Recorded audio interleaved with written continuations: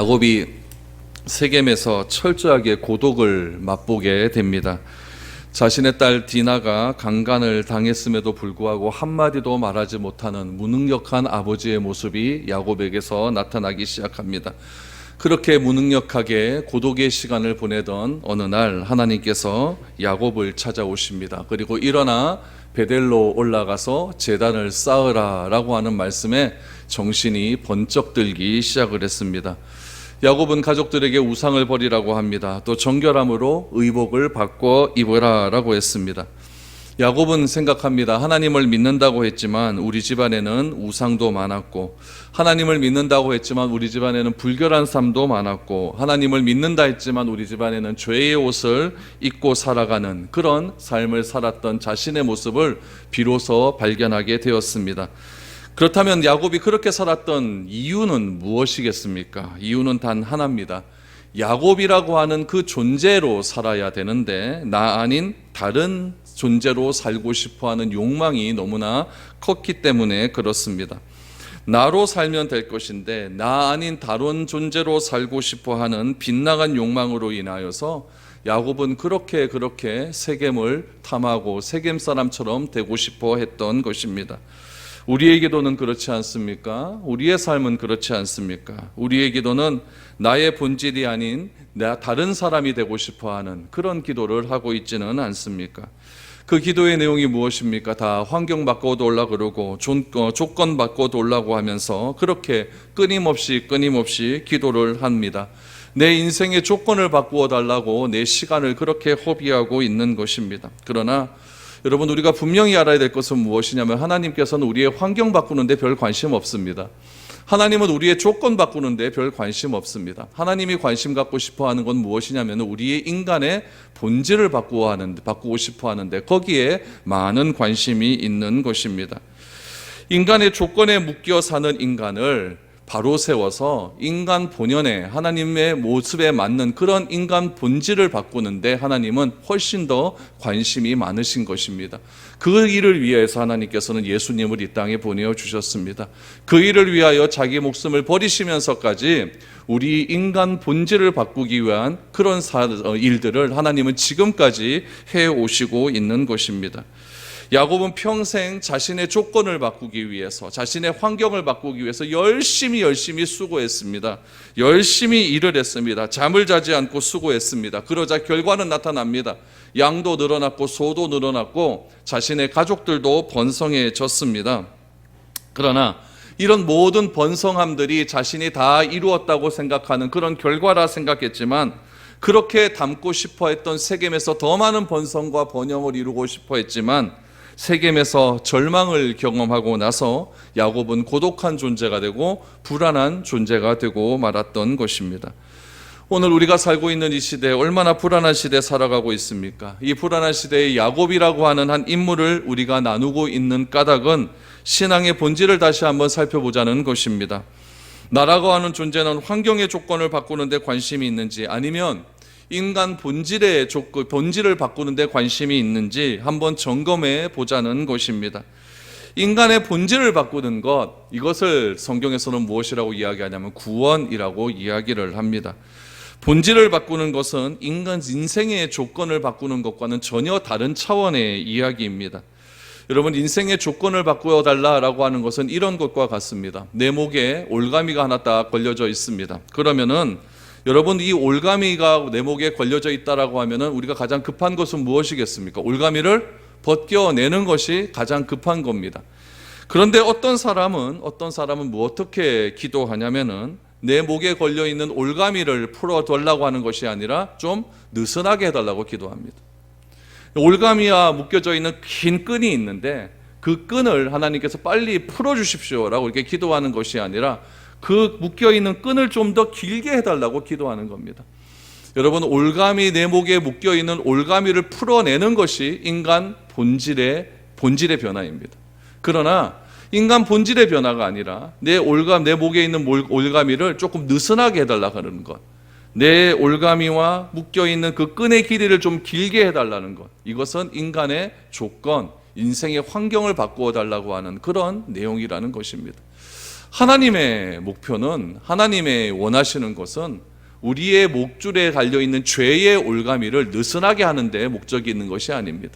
하나님이 원하시는 것은 이 죄와 맡겨져 있는 우리의 몸과 죄와 이 줄을 좀 더 느슨하게 하는 것, 거기에 하나님의 목적이 있는 것이 아닙니다.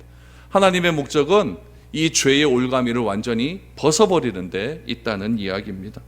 그러면 우리의 기도 제목은 달라져야 된다는 이야기입니다. 하나님, 내 목줄 좀 넉넉하게 해주십시오. 내 이 길이를 좀 길게 해주십시오. 이렇게 기도하는 것이 아니라 하나님, 내 목에 있는 목줄의 올가미를 빨리 벗어버릴 수 있도록 하나님 능력을 더해 주십시오 라고 기도하는 것이 필요하다는 이야기입니다.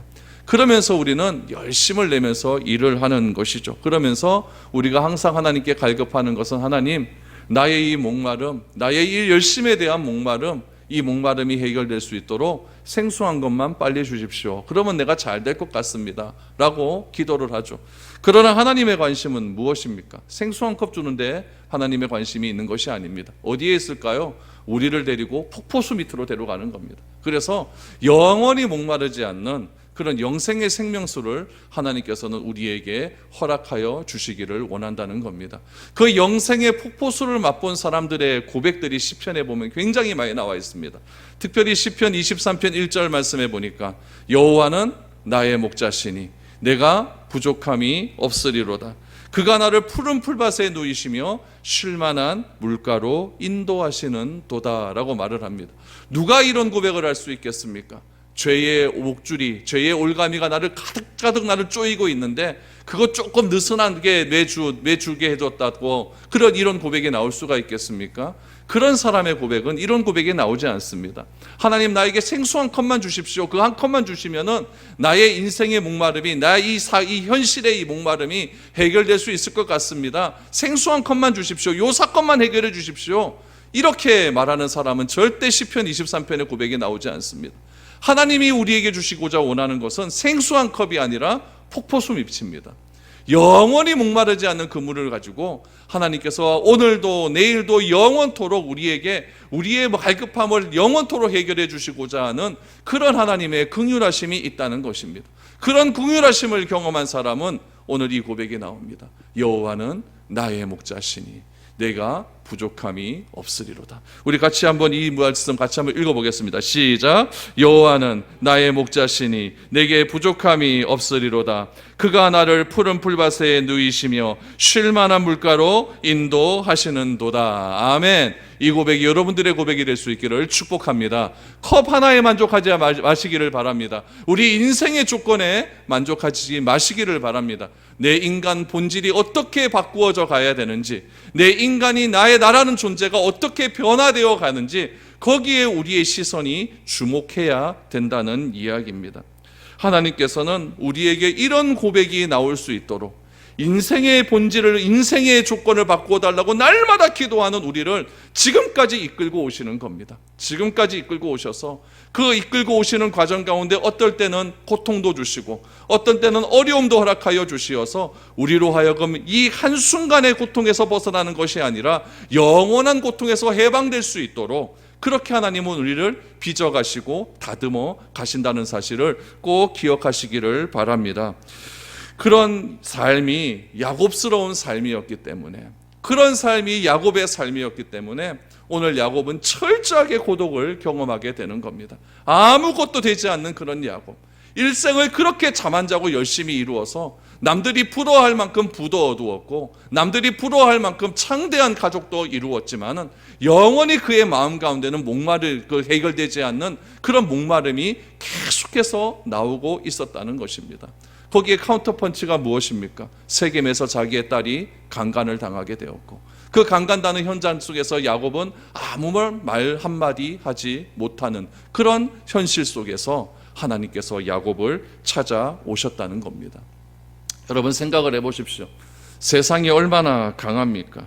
이 강한 세상 속에서 이 교회가 어떻게 버텨나갈 수가 있겠습니까? 근데 참 재미있는 사실은 무엇이냐면은 세상의 강함, 약한 교회, 이 교회와 세상이 싸우고 있는데 우리 생각 같아서는 이 강한 세상보다 더 강함을 교회에 허락하여 주시면은 교회가 세상을 이길 것 같은데 여러분, 하나님께서는 교회에게 그런 강함을 주시지 않는다는 이야기입니다. 오히려 철저하게 더 약하게 만들어버립니다. 세상은 병거와 창을 가지고 교회를 무너뜨리려고 그렇게 힘쓰고 애쓰고 있습니다. 그럴 때 교회가 철저하게 낮아져서 다시 한번 회복해야 될 교회의 본질은 무엇이겠습니까? 교회는 하나님의 이름이 있다는 사실을 분명히 알아야 됩니다. 교회에는 성령님께서 운행하고 있다는 사실을 우리가 분명히 기억해야 된다는 것입니다. 하나님을 경외하는 삶이 이 교회 가운데 강하게 뭉쳐나가면은 여러분, 세상은 교회를 반드시 두려워하게 되어 있다는 사실입니다.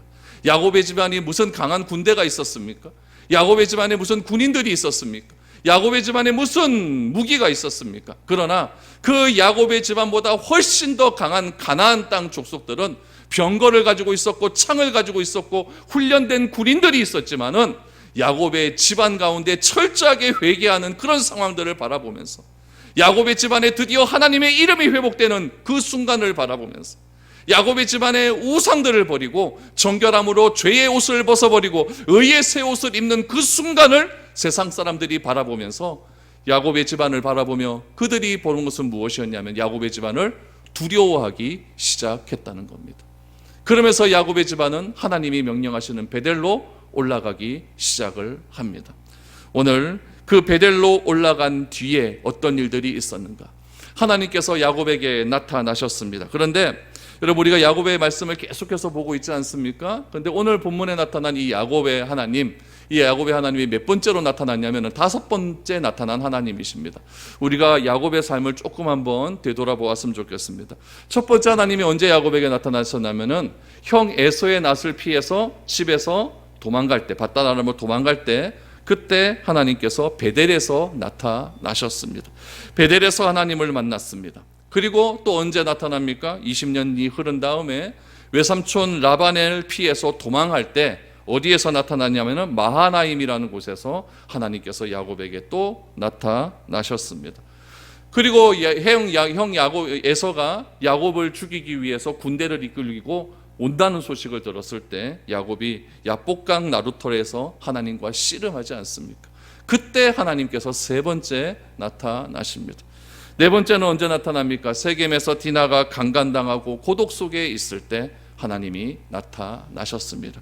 그리고 오늘 본문 엘베델에서 드디어 하나님께서 다시 하나님께서 야곱에게 나타나셨습니다. 야곱은 베델로 올라가서 하나님께 철저하게 회개하고 예배를 드립니다. 제사를 드립니다. 그리고 그 베델의 이름을 무엇이라고 바꾸냐면은 엘베델, 베델의 하나님이라고 하는 그런 곳으로 이름을 바꾸었습니다. 이름을 바꾸고 거기서 철저하게 하나님께 헌신의 삶을 살기로 결단하자 오늘 9절 말씀에 보니까 다시 하나님께서 야곱에게 나타나십니다. 오늘 9절 말씀을 보십시오. 야곱이 밧단 아람에서 돌아오매 하나님이 다시 야곱에게 나타나사 그에게 복을 주시고 라고 말합니다. 여러분, 여기서 조금 우리가 좀 이상하게 봐야 될 게 무엇이냐면 야곱이 밧단 아람에서 돌아오매라고 말합니다. 밧단 아람에서 돌아오매.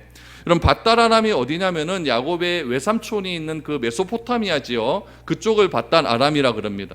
야곱은 브엘세바에서 외삼촌 집으로 도망가지 않았습니까? 밧단 아람에서 20년을 살았습니다. 20년을 살고 다시 온 가족을 이끌고 지금 세겜으로 들어왔습니다. 세겜은 어디에 있는 지역이냐면은 요단강 건너편입니다. 그러니까 야곱은 가나안 땅으로 들어왔습니까? 안 들어왔습니까? 들어왔어요. 근데 하나님께서는 야곱이 세겜에서 있는 10년의 기간을 인정하지 않는 겁니다. 왜 인정하지 않을까요? 네가 가야 될 곳은, 야곱이 가야 될 곳은 세겜이 아니라 베델이기 때문에 그렇습니다. 그래서 야곱은 세겜에서 철저하게 고독을 경험하고 외로움을 경험하고 두려움을 경험한 그 상황 속에서 하나님을 만나게 되었고, 하나님을 만난 이후에 자기 온 집안과 더불어 회개하는 마음으로 베델로 올라갔었을 때 하나님은 드디어 말씀하십니다. 야곱이 밧단 아람에서 돌아오매. 우리가 돌아가야 될 곳은 어디입니까? 우리가 가야 할 곳은 어디입니까? 우리가 가야 할 곳은 어떤 환경의 조건이 변화되는 것이 아니라 하나님께서 나를 변화시켜 주시는, 그 인간의 본질을 변화시켜 주시는 그곳으로 돌아갈 때에 하나님은 우리에게 말씀하신다는 이야기입니다. 야곱이 돌아와야 될 곳은 여러분 세겜성이 아니었어요. 야곱이 돌아와야 될 곳은 물질 문명이 풍부하고 부동산이 빵빵하고, 그렇게 세겜 사람들이 혼인을 맺자고 하면서 여기서 네가 마음껏 장사하라 라고 명령한 그곳이 아니었다는 이야기입니다. 그곳은 나의 계획이었죠. 그러나 하나님의 계획은 어디에 있었습니까? 세겜성이 아니라 베델이었습니다. 베델은 세겜성에 비하여선 완전히 촌입니다. 아무것도 없는 그런 곳입니다. 여러분 야복강이 여러분 큰 강인 줄 아십니까? 시내가요, 시내예요, 시내. 아무것도 없는 그런 곳이에요. 그런 곳에 하나님께서는 야곱을 불러 오신 겁니다. 야곱이 베델로 돌아왔었을 때 하나님은 말합니다. 야곱이 밧다라람에서 돌아오매. 우리도 하나님께로 돌아올 수 있기를 축복합니다. 하나님이 기다리시는 그곳, 하나님이 계시는 그곳으로 돌아와서 하나님의 말씀을 들을 수 있기를 소망합니다. 특별히 여러분 9절에 보니까 야곱이 밧다라람에서 돌아오매 하나님이 다시 야곱에게 나타나서, 그럼 몇 번째 나타난 거죠? 5번째입니다.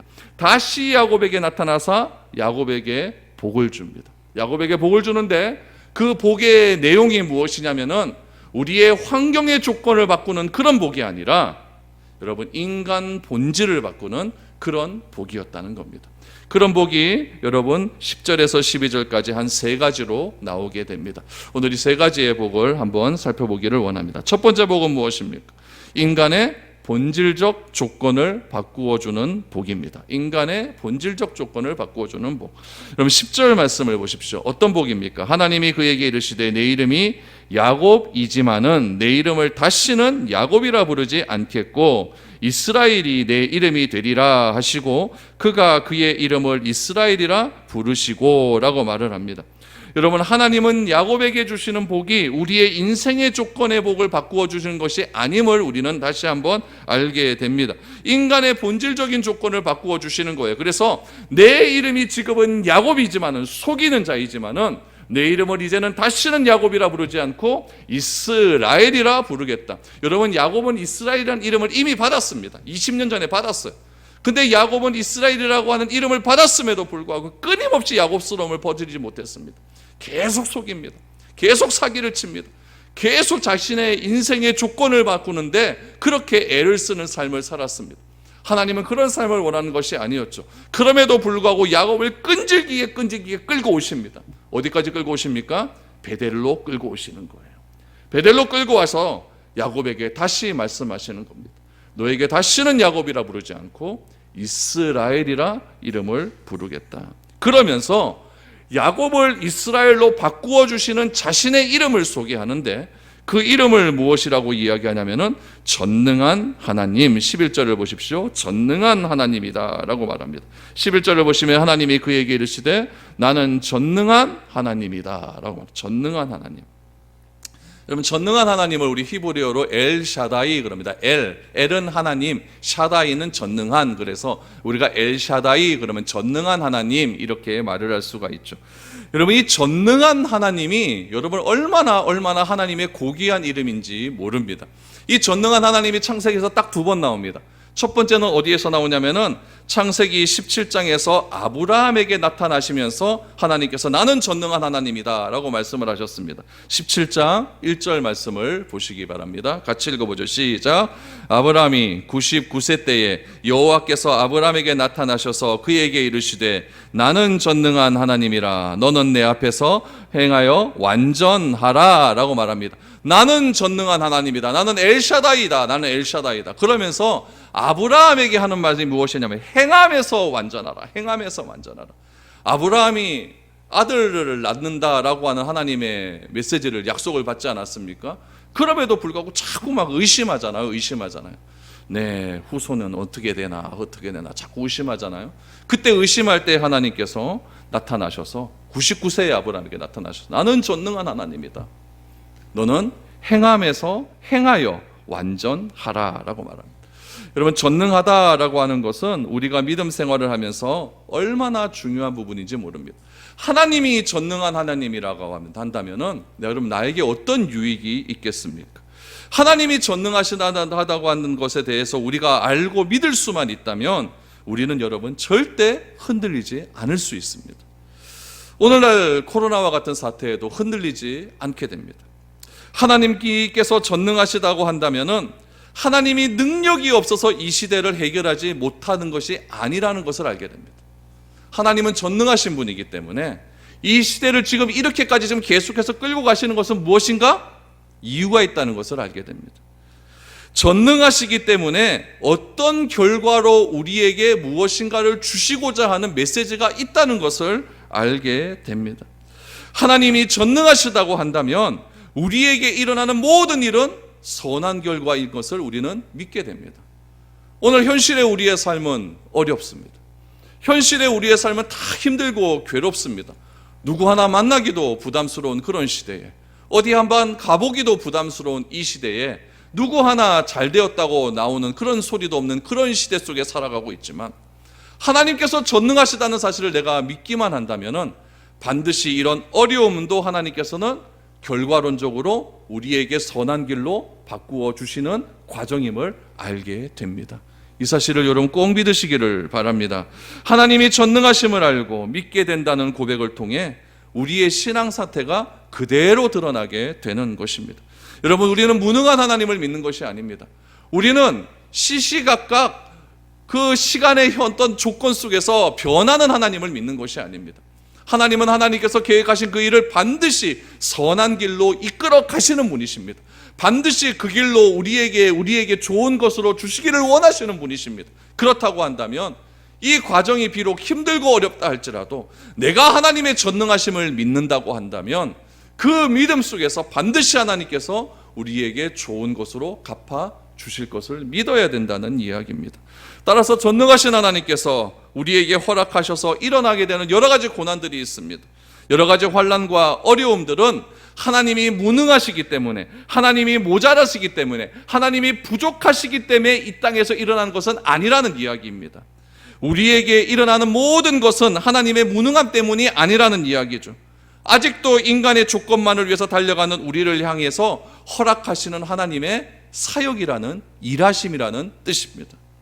이것을 우리는 알지 못하면 우리는 평생 무엇을 붙들고 기도할 수밖에 없냐면, 하나님 환경 바꾸어 주십시오, 하나님 조건 바꾸어 주십시오, 이런 일에 우리의 모든 시간을 다 쏟아버릴 수밖에 없다는 이야기입니다. 하나님은 거기에 관심 없거든요. 하나님은 무엇에 관심이 있습니까? 우리의 본질을 바꾸는데 관심이 있는 겁니다. 여러분, 사람이 변화되지 않았는데 조건이 바뀌면 무엇할까요? 사람이 변화되지 않았는데 인생이 풀리면 여러분 그것이 복이 될 수가 있겠습니까? 그것을 우리는 잘 알아야 됩니다. 왜 그러면 믿지 않는 사람은 그렇게 인생이 잘 풀립니까? 여러분, 그것은 잘 되는 것이 아니라 죽음을 향하여 가는 길입니다. 죽음을 향하여 가는 길이죠. 목에 계속해서 올가미는 쪼아매고 있는데 그것이 잘 되는 길이라고, 그렇게 달려가는 사람을 우리는 긍휼히 여길 수 있어야 된다는 겁니다. 우리가 환경을 바꾸기 위해서 얼마나 노력합니까? 그런데 다 무너지고 있는 것을 목격하고 있지 않습니까? 좀 더 잘 살기 위해서, 좀 더 편안한 삶을 살기 위해서 얼마나 많은 노력을 기울였습니까? 그러나 한 방에 다 무너지고 있는 것을 우리가 눈으로 목격하고 있지 않습니까? 하나님의 관심은 조건이 아니라 본질에 있습니다. 하나님의 관심은 야곱이 아니라 이스라엘에 있다는 것을 기억하시기를 바랍니다. 그래서 하나님은 말씀하십니다. 나는 전능한 하나님이라. 나는 전능한 하나님이기 때문에 야곱을 이스라엘로 바꿀 수 있다. 그것을 무엇이라고 이야기합니까? 야곱에게 다시 나타나셔서 복을 주셨다라고 말을 합니다. 우리의 인생의 본질, 우리 인간 본질이 바뀌어지는 것이 복이라는 사실을 꼭 기억하시기를 바랍니다. 두 번째, 하나님께서 야곱에게 주신 복은 무엇입니까? 번성과 번영을 통해 하나님의 그림자를 드러내는 복입니다. 번성과 번영을 통해 하나님의 그림자를 드러내는 복. 11절 상반절 말씀을 다시 보시면, 하나님이 그에게 이르시되 나는 전능한 하나님이라 생육하며 번성하라 라고 말을 합니다. 여러분, 하나님은 엘샤다이의 하나님이십니다. 엘샤다이의 하나님, 전능하신 하나님 앞에서 내 본질이 바뀌게 되면 하나님께서 어떤 복을 허락하여 주시냐면은 생육하고 번성의 복을 허락하여 주십니다. 여러분, 생육하고 번성하게 된다는 것은 사람이 바뀌었을 때 우리에게 주어지는 복입니다. 생육하고 번성했기 때문에 내가 바뀌어지는 것이 아니라 내가 변화되었기 때문에 하나님께서 생육하고 번성의 복을 주신다는 이야기입니다. 그래서 내가 사람이 바뀌고 나의 인간의 본질이 바뀌고 그래서 하나님을 경외하게 되고 하나님을 인정하게 되고 하나님을 높이 드러나게 될 때에 나타나는 결과가 무엇입니까? 생육하고 번성하게 되는 복이다라는 겁니다. 다시 말하면 생육하고 번성이라고 하는 것이 하나님의 영광 그 자체가 아니라 영광을 드러내는 그림자입니다. 무슨 말이냐면은 여러분 코끼리를 이래 보시면 코끼리 그림자가 나타나지 않습니까? 그렇죠? 그걸 보고 저건 코끼리구나, 굉장히 크구나라는 것을 어렴풋이 알게 된다는 거죠. 내가 꼭 부자가 되고 내 자손이 잘 된다는 것이 하나님에게서 우리에게 무조건 복 주신다는 것으로 여러분 생각해서는 안 된다는 겁니다. 물론 그런 것일 수 있지만 그것이 다는 아니란 얘기예요. 하나님께서는 우리의 인간의 본질이 바뀌어지는 그런 삶이 되어지고 그런 삶을 통해서 우리가 하나님을 경외하는 삶을 살게 되면은 우리에게 무엇을 허락해 주시냐면은 생육하게 되고 번성의 복을 주십니다. 그것을 통하여서 무엇 하라고 하냐면 하나님을 드러내라라는 겁니다. 그러나 내 본질이 바뀌었다고 해서 생육하고 번성이 반드시 따라오지는 않습니다. 예수 잘 믿고 하나님 잘 믿는데도 정말 힘들게 사는 분 있습니까? 없습니까? 있습니다. 그러므로 내가 하나님의 은혜로 말미암아 내가 생육하고 번성하게 되었다고 한다면 그것을 가지고 나 혼자만을 위해 사용하는 것이 아니라 무엇을 해야 됩니까? 하나님의 영광을 나타내는 귀한 도구로 사용해야 된다는 이야기입니다. 그래서 요한삼서 1장 2절 말씀에 보면 우리가 잘 아는 말씀이 있습니다. 사랑하는 자여 내 영혼이 잘됨 같이 내가 범사가 잘되고 강건하기를 내가 간구하노라 라고 말합니다. 하나님이 우리에게 가장 먼저 요구하는 것은 내 영혼의 잘됨입니다. 범사가 잘되고 강건하는 것은 그 다음의 일입니다. 그러나 우리의 관심은 항상 어디에 있느냐? 범사가 잘되고 강건함에 있습니다. 범사가 잘되고 강건하면 내 영혼이 잘되는 것이라고 이렇게 오해를 합니다. 그러나 성경에 나타난 순서는 절대 그것이 아니에요. 인간의 본질이 변화되어서 내 영혼이 변화되어야 됩니다. 내 영혼이 변화될 때 따라오는 것이 무엇이냐? 범사가 잘되고 강건해지는 일입니다. 하나님은 항상 이것을 우리에게 요구하고 있습니다. 그런데 우리는 어떻게 얘기합니까? 자꾸 이 순서를 뒤집어 달라고 이야기하는 거예요. 요것만 잘 되면 내가 하나님 헌신할게요. 내가 요거 잘 돼야 교회도 뭐가 될 것 아닙니까? 이렇게 자꾸 이야기를 하는 거예요. 여러분 이 순서는 절대 하나님께서 타협하지 않습니다. 절대 하나님께서 이 순서를 바꾸지 않습니다. 인간이 조건이 잘 돼야 인생의 조건이 잘 되는 것이 여러분 시간의 길이 아니에요. 인간 본질이 변화돼야 우리 인간의 조건도 잘 될 수 있다는 이야기입니다. 그래서 하나님께서는 인간의 조건을 바꾸어 주셔서 야곱에서 이스라엘로 바꾸어 주시고 야곱에서 이스라엘로 바꾸어 주신 전능하신 하나님께서 야곱에게 명령하신 것은 무엇이냐면은 생육하고 번성해라. 그걸 통해서 전능하신 하나님을 드러내라. 그것이 복이다라고 말씀하고 있는 거죠. 세 번째는 무엇입니까? 축복의 통로로서의 삶을 살게 한다라는 겁니다. 축복의 통로로서의 삶을 살게 한다. 11절 하반절부터 보십시오. 한 백성과 백성들의 총회가 내게서 나오고 왕들이 내 허리에서 나오리라. 내가 아브라함과 이삭에게 준 땅을 내게 주고 내가 내 후손에게도 그 땅을 주리라 하시고 라고 말씀하고 있습니다.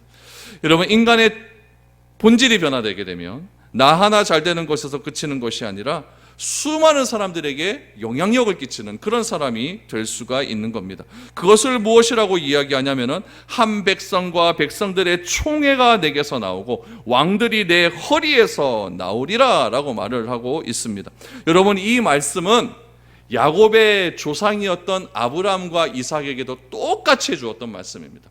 아브라함에게 주신 약속을 보십시오. 창세기 22장 17절 18절 말씀을 보십시오. 같이 읽습니다. 시작. 내가 내게 큰 복을 주고 내 씨가 크게 번성하여 하늘의 별과 같고 바닷가의 모래와 같게 하리니 내 씨가 그 대적의 성문을 차지하리라. 또 내 씨로 말미암아 천하 만민이 복을 받으리니 이는 내가 나의 말을 준행하였음이니라 하셨다 하니라. 아멘. 아브라함에게 이렇게 약속하셨습니다. 그럼 이삭에게는 어떻게 약속합니까? 26장 2절 3절입니다. 시작. 이 땅에 거류하면 내가 너와 함께 있어 내게 복을 주고 내가 이 모든 땅을 너와 내 자손에게 주리라. 내가 내 아버지 아브라함에게 맹세한 것을 이루어 내 자손을 하늘의 별과 같이 번성하게 하며 이 모든 땅을 내 자손에게 주리니 내 자손으로 말미암아 천하 만민이 복을 받으리라. 중요한 것은 무엇입니까? 야곱에게 중요한 것, 아브라함에게 중요한 것, 이삭에게 중요한 것 똑같이 복의 내용을 말씀하셨는데 그 세 가지 복의 키워드는 이거 하나입니다. 천하 만민이 복을 받으리라. 누굴 통해서? 너를 통해서. 아브라함과 이삭과 야곱을 통해서 천하 만민이 복을 받으리라.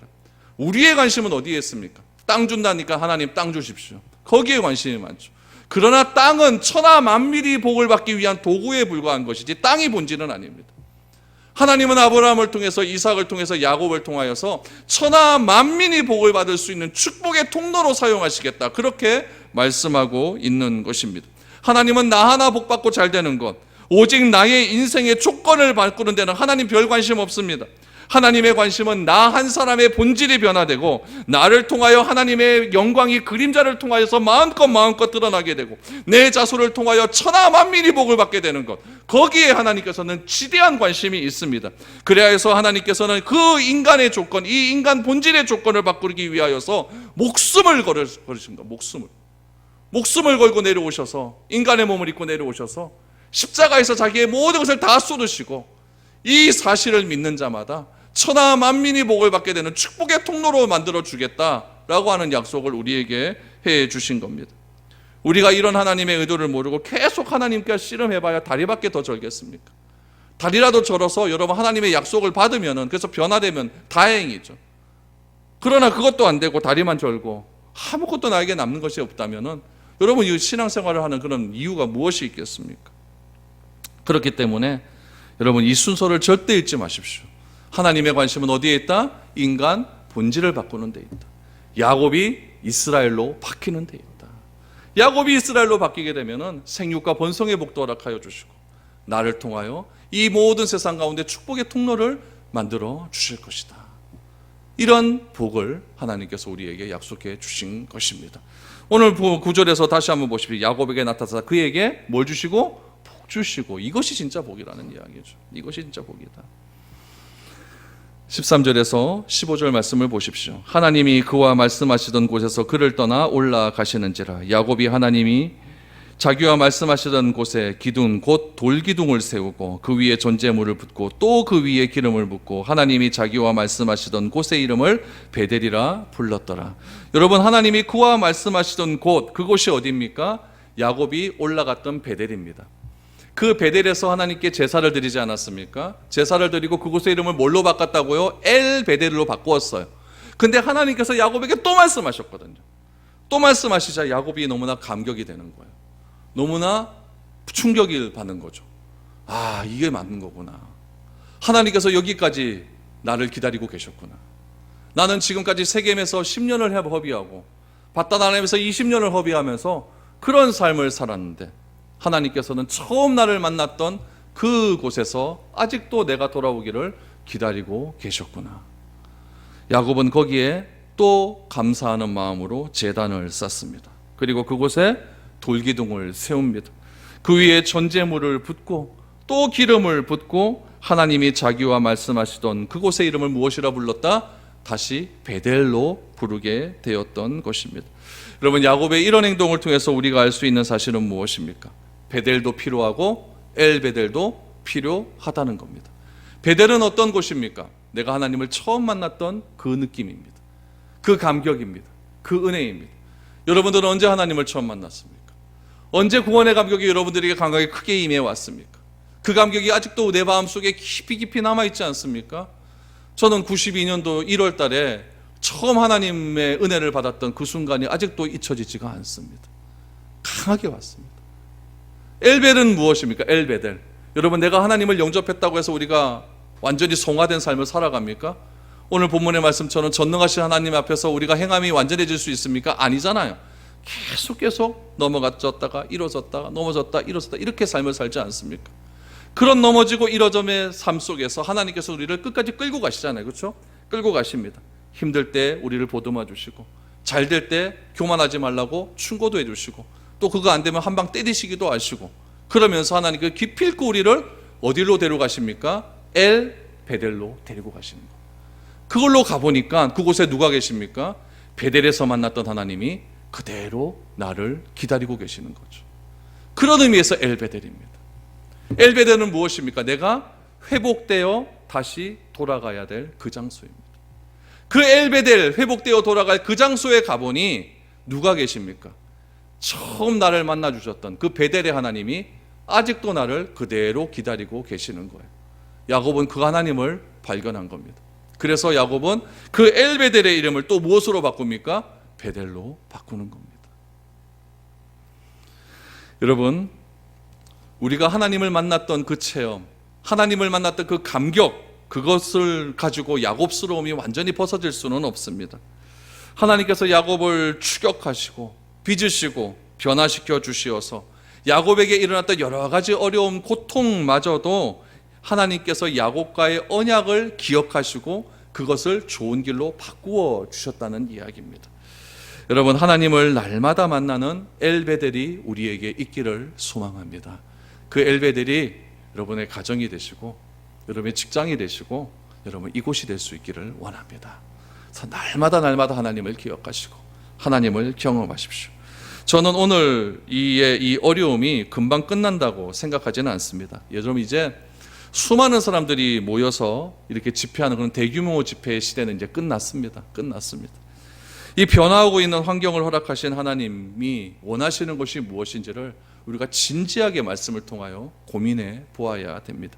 왜 이런 일을 하나님께서 허락하셨을까? 이 허락하신 이 일을 통해서 우리에게 원하시는 결과물은 과연 무엇일까? 교회를 어떻게 새롭게 하시려고 하나님께서 이 일을 허락하셨을까? 진지하게 고민하시고 여러분, 그 하나님께서 이런 일을 통하여서도 반드시 선한 길로 인도하신다고 하는 그 전능하신 하나님의 약속을 믿고 예배드리며 엘베델의 하나님을 부르짖고 그곳에서 다시 베델의 하나님을 만날 수 있는 그런 저와 여러분들이 되었으면 좋겠습니다. 그래서 베델과 엘베델 사이에서 늘 언제나 하나님을 찾고 만나고 예배하는 저와 여러분들이 될 수 있기를 축복드립니다.